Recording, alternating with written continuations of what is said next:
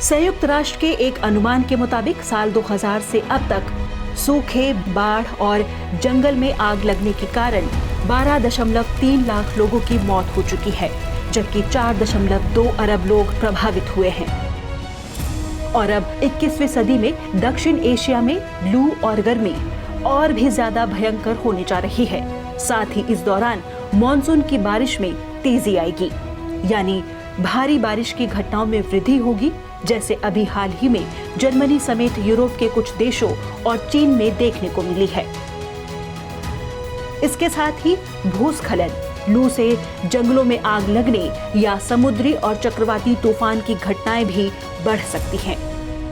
अगर आपको लग रहा है कि ये सिर्फ आंकड़े और महज प्रिडिक्शन भर है, क्योंकि जलवायु परिवर्तन, ग्लोबल वार्मिंग जैसे शब्द पिछले कुछ सालों से हम और आप लगातार सुनते आ रहे हैं, तो यहाँ हम और आप एक बार फिर बड़ी गलती करेंगे।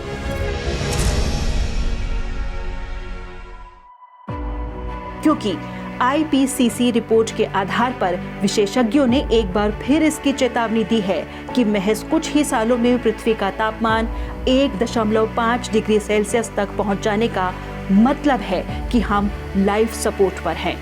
और हमें समझना होगा कि जलवायु परिवर्तन भविष्य की समस्या नहीं है, ये मौजूदा समस्या है और इसका असर पूरी दुनिया पर हो रहा है। बाढ़, बारिश, सूखा, चक्रवात, जंगलों की आग, दुनिया भर में ऐसी घटनाओं की संख्या लगातार बढ़ रही है।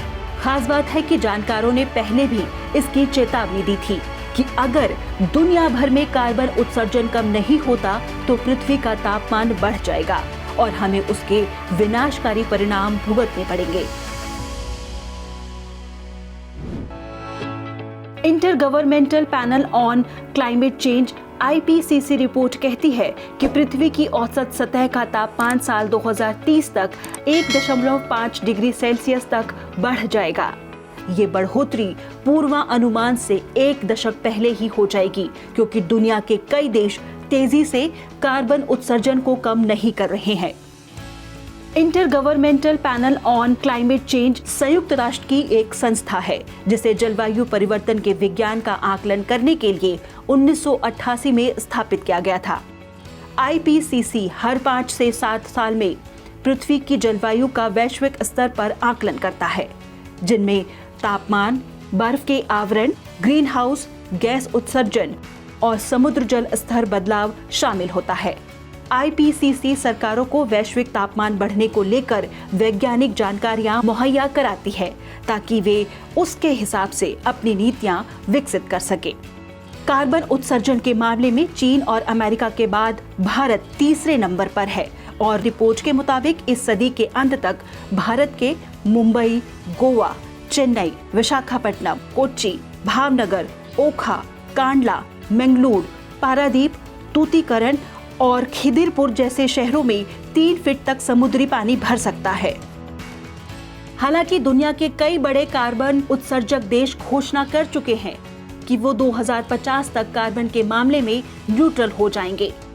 भारत ने कहा है कि वह पेरिस जलवायु समझौते के अपने वादे को पूरा करने की दिशा में अग्रसर है और वह 2030 तक 33 से 35% कार्बन उत्सर्जन कम करेगा।